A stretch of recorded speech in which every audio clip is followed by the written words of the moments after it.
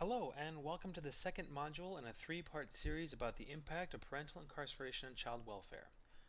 My name is Ed Morales, and I'll be narrating this presentation. This series was developed with the guidance of Dr. Rebecca Shlafer from the University of Minnesota's Department of Pediatrics. In this module, we'll be covering the impact of parental incarceration on child development and socio-emotional functioning. One brief reminder before we begin: if you're watching this module for continuing education credits, you'll want to watch the complete series before taking the test, as it covers material from all three modules in this series. As I mentioned, this is the second of three modules. In the first module, we discussed some basic information about parental incarceration in the United States and Minnesota. This module will cover parental incarceration and child development, and next time we'll talk more about visitation, what it looks like, how it differs across facilities, and how it impacts the family system. So let's start this module with some context and two numbers: 2.7 million and 1 in 28. According to the Pew Charitable Trust, 2.7 million children in the United States have at least one incarcerated parent. This translates to 1 in 28 children. In Module 1, we discussed some important gender and racial disparities in these numbers, but clearly parental incarceration is a problem that affects a huge number of children, and that's why it has implications for child welfare workers. We presented this slide in Module 1, but let's take a moment to review the ages of children impacted by parental incarceration. Again, each slice of this chart represents an age group. Red represents 1 to 4-year-olds, green represents 5 to 9-year-olds, and so on. What we can glean from this slide then is that more than half of children with one or more incarcerated parent are under the age of 10. Approaching this information from a developmental lens, we can start to better understand the differing impacts of parental incarceration on children. Younger children, for example, often cannot understand the basic facts about their parents' incarceration. They have fewer abilities to process the loss, and they lack the language and cognitive capacity to express their preferences about placement or visitation. We also presented this slide in Module 1, but again, let's take a moment to review so we can understand the placement of the child in the broader ecosystem. You may remember that we discussed some risk factors associated with parental incarceration. Families with a parent in jail or prison are at greater risk for poverty, educational deficiencies, residential mobility, employment problems, poor physical and mental health, and chemical concerns. All of these risk factors may be present in a family system even before the criminal justice system steps in. Parental incarceration then acts as a magnifying glass, enhancing the impact of each of these risk factors and placing the children at additional risk of poor outcomes. So let us consider the child in the ecosystem and the specific challenges they may face when dealing with an incarcerated parent. A child with a parent in jail or prison can experience a lot of big emotions. They may struggle with the social stigma of having a parent behind bars, which may lead to social alienation among their peers. Few children want the world to know that they're missing a parent, and fewer still want the world to know that they're missing a parent due to their involvement in the criminal justice system. If peers at school discover a child has an incarcerated parent, they may be the target of teasing, bullying, or isolation. Second, a child may experience tremendous guilt. Guilt that they were not able to save their parent, guilt that they were somehow responsible for their parent's incarceration, perhaps because they did something bad, guilt that they cannot see the parent or communicate with them, or guilt about the ability or inability to help out their caregiver in the absence of their parent. Third, children may experience shame associated with their parent's incarceration. Many of these issues overlap, of course, and the shame may be linked to the social stigma a child feels as a result of their parent's incarceration. They may also experience shame as a result of wrestling with a complex array of emotions associated with their parent's incarceration. Fourth, a child may develop a strong fear of abandonment. We'll talk more about attachment in a moment, but children look to their parents and caregivers for safety and stability. Losing a parent is a serious and often traumatic event in a child's life, and the ambiguous nature of the loss of parental incarceration may be more confusing for a child to understand and may prevent them from feeling a sense of control over their lives. Another concern is sadness or depression. Again, losing a parent to the criminal justice system is a major life event for a child, and a child who can no longer rely on a previously trusted parent for support and stability may experience long cycles of sadness and depression. Finally, a child may exhibit some degree of anxiety. Many children affected by parental incarceration, as many as 1 in 5, are present for their parents' arrest. In Module 1, we also noted that many children witnessed other aspects of their parents' involvement with the criminal justice system, including the parents' criminal activity, the arrest, and some or all of the court proceedings, including sentencing. All of these events produce significant levels of stress and are hard for children to understand. Remember, too, that half of all children with a parent in jail or prison are under the age of 10. So a child trying to comprehend the complexities of the criminal justice system may find themselves vexed and feeling anxious about their parents' involvement in a system they don't understand. A child may also feel anxiety associated with the financial and family hardships brought on by parental incarceration. Parental absence requires renegotiation of roles and responsibilities and can bring about many significant changes in a child's life, including changes in caregivers, where the child lives, and where they attend school. All of these changes produce anxiety. Another source of anxiety for children can also be how a parent's incarceration is discussed within the family. Family members may struggle with how to talk about a parent's incarceration. They may be unsure of what details to share, what details to leave out, and how to answer questions honestly and in a developmentally appropriate way. Some caregivers elect to say nothing about the incarceration, while others decide to conceal the complete truth about a parent's absence, and others still may try to explain the incarceration as best they can with varying levels of success. Before we move on, let's talk more broadly about the loss associated with a parent's incarceration. Parental incarceration is a type of ambiguous loss in that there is often no closure when a parent goes away and a great deal of uncertainty associated with a parent's return. The loss of a parent to the criminal justice system can, at times, be even harder on a child than a non-ambiguous loss like a death, because there are fewer social supports for a child who has a parent in jail or prison. The impact of parental incarceration also depends on which parent is incarcerated. Numerous studies have shown that maternal incarceration portends more upheaval in a child's life than paternal incarceration. When a child's father is incarcerated, children don't typically experience changes in residence or primary caregiver. When a mother is incarcerated, however, the child is more likely to be sent to live with relatives and is more likely to be separated from his or her siblings. In the event a child is sent to live with another family member, they might find that this new caregiver is unwilling to let the incarcerated parent communicate with their child, exacerbating all the impacts we've discussed above. So we've talked about emotional concerns generated by a parent's incarceration. Now let's cover some of the biological and behavioral challenges that may emerge in a child who has lost a parent to the criminal justice system. First, a child may experience cognitive delays. Not all children with an incarcerated parent will experience delays, and delays can appear differently in individual children. But examples of cognitive delays can include delayed language expression, slower development of coping abilities, and delayed attainment of other developmental milestones. Second, many children who have an incarcerated parent may experience insecure attachment. Remember that attachment describes the bond between a child and their parent and is based on the child's need for safety, security, and protection. Attachment, while paramount for the infant or child, can also be a two-way street. Many parents experience a wide array of benefits from a secure attachment with their child or children.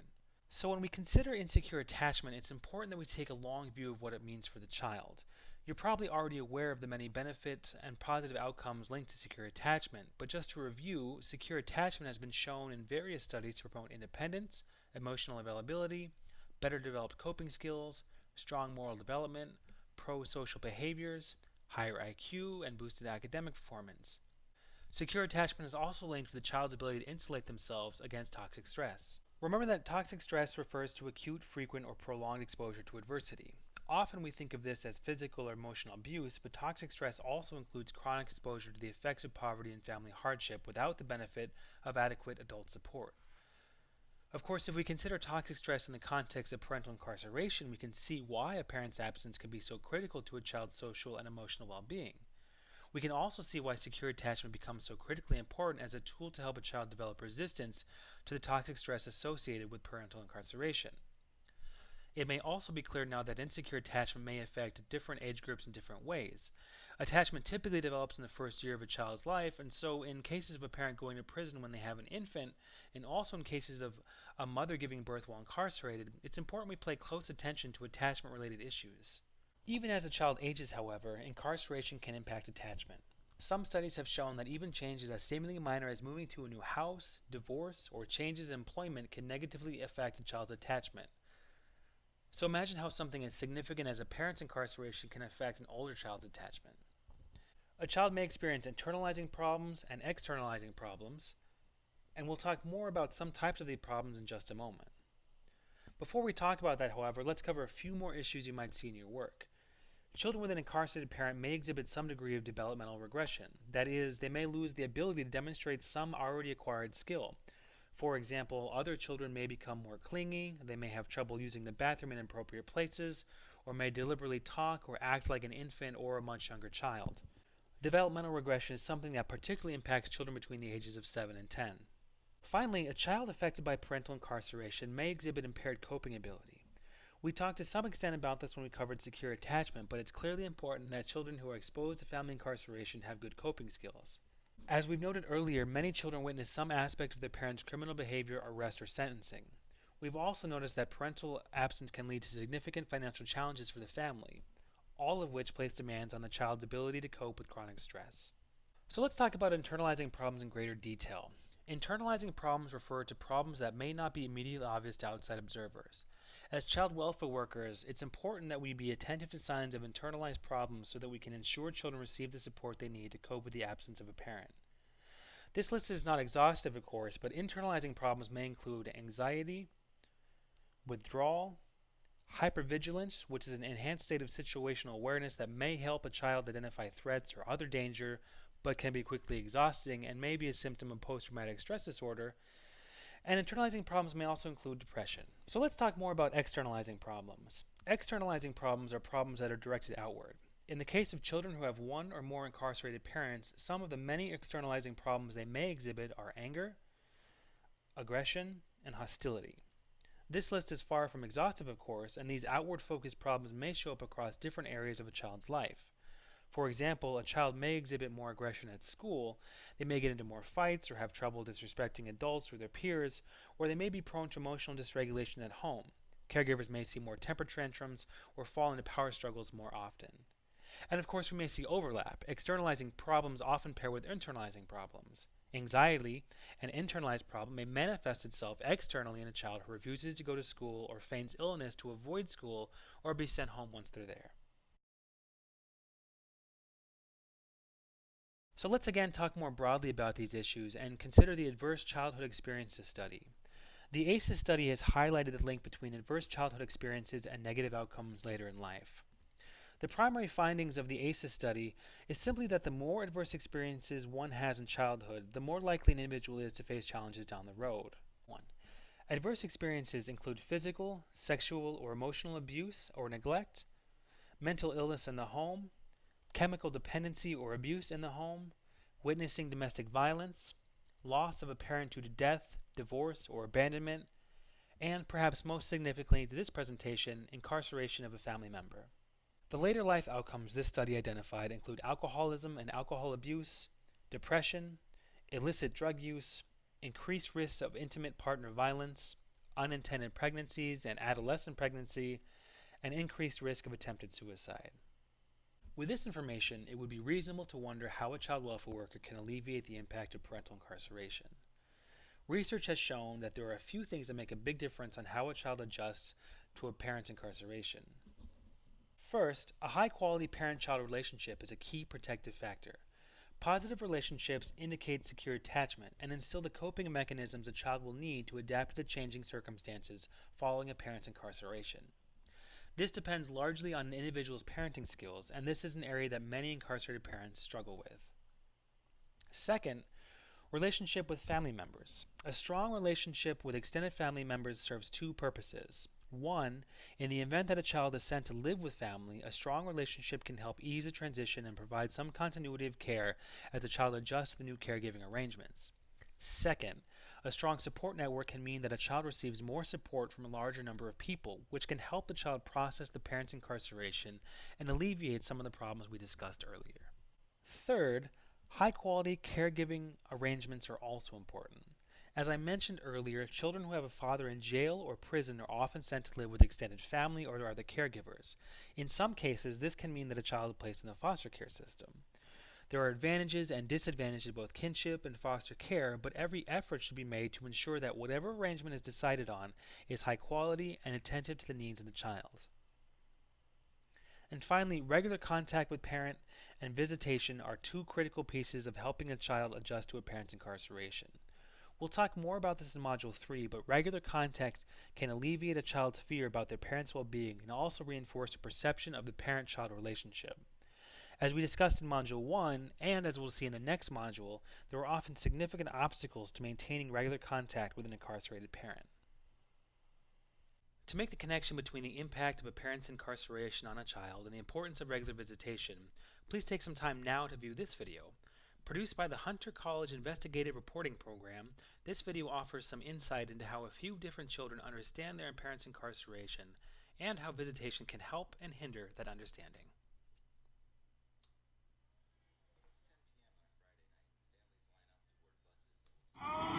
It's 10 p.m. on a Friday night, and families line up to board buses that will take them on a 10-hour journey to a prison upstate. They travel great distances to visit a father, a mother, a husband. I'm going to see my dad. More than 100,000 children just like these little ones have one or two parents in prison in New York State. Most New York prisons are far from where families live. 49% of inmates are from New York City. Sure, the parents did the crime, but it's tough on the kids. They don't understand what's going on. They don't know what's going on. They just know their parent did something and they're not here. Desiree says she tries to keep this part of her life a secret. I don't really like to talk about it. I only told two of my friends because I've known them since I was really little. Desiree's mom, like others here, now finds the trip an expensive challenge because the state did away with the free bus system. Just to be able to bring her once every other month or every 3 months, I have to start saving for now for June or July. Even if families save the money and kids do go to visit, it's hard on them. 18-year-old Tashana's mother went to prison for aggravated assault when Tashana was 5. Now she's at Albion Correctional Facility near the Canadian border. I felt betrayed by my mother because I felt like she knew what she was doing. I felt like she had enough time to think about it, and I felt like she knew what was right from wrong, and she just didn't think about her kids at all. But Lindell McDuffie was still her mother, and Tashana longed for the connection. I used to be jealous, like, that I couldn't have the motherly bond that everybody else had with their mother, and it just hurt sometimes. The hurt and the ache of emptiness is felt by many other children whose parents are behind bars. A study by the Council on Crime and Justice found long effects of parental incarceration include emotional and psychological problems. I think it kind of made me grow up a little bit faster. Jennifer's mom was in prison for 3 years for drug offenses. She visited her mom only twice and lived with an aunt who helped. My dad at the time was he was doing drugs, so my mom wasn't there to actually come and help. Now it's just me and my brothers cooking and cleaning and doing things like that. Maintaining a bond is hard because kids feel stigmatized by the prison visits. Sometimes the guards could be, like, very mean. We talked to Lindell McDuffie, Tashana's mom, through a special television hookup arranged by the Osborne Association, a prison advocacy group. She doesn't like to be treated like an inmate. She doesn't like to be talked to like she's in here. She doesn't like to be searched, like patted down, take off her shoes. Lindell joined a program run by Osborne that helped her understand what she needs. Tashana's behavior was scary. She started skipping school, and she started experimenting with, like, drinking, and I didn't know what to do. The Osborne program helped. From this little room in Osborne's Brooklyn office, mother and daughter talk by televisit twice a month. It just makes y'all get closer because it's another way you can contact your parent without the phone or without visiting, like somewhere closer to where you live. If she sees me on the television, she knows it's okay to cry. I might not can't hold you, but I can give you good advice. While the televisits seem great, some advocates say when possible, parents should be sentenced to prisons closer to home. We believe that it is imperative for parents to be placed in prisons close to their children to be able to maintain a bond with the parent and child, because when parents are in facilities very far away, it's a barrier. It's very costly for children to go on these visits. It can cost anywhere from $175 to over $300 just to go on one visit. But for these families and children, a proposed law in New York State may signal change. There's a plan before legislators for a pilot program to require placement in prisons closer to home for some with children.